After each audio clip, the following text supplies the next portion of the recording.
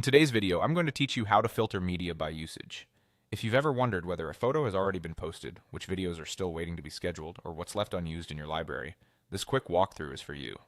Filtering your media by usage and later helps you stay organized, avoid duplicates, and plan content with confidence. Start by logging into Later and opening the media library. This is the central hub for all your uploaded photos and videos. You can access it from the main navigation once you're in your account.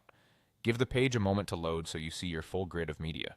If you manage multiple social profiles, just make sure the one you want is active before you proceed so the library reflects the right set of assets. Next, look for the filter option in the media library. It typically appears near the top of the page above your media grid.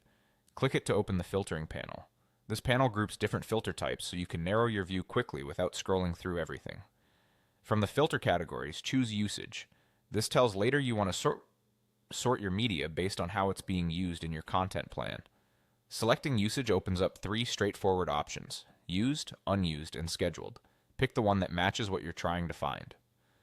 Choose Used if you want to see media that has already been published in a past post. This is helpful when you want to avoid repeating the same image too soon. Choose Unused to surface media that hasn't been posted or scheduled yet.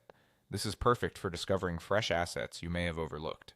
Choose Scheduled if you want to review media that's already attached to upcoming posts on your calendar. That option is great for a quick audit before a campaign goes live.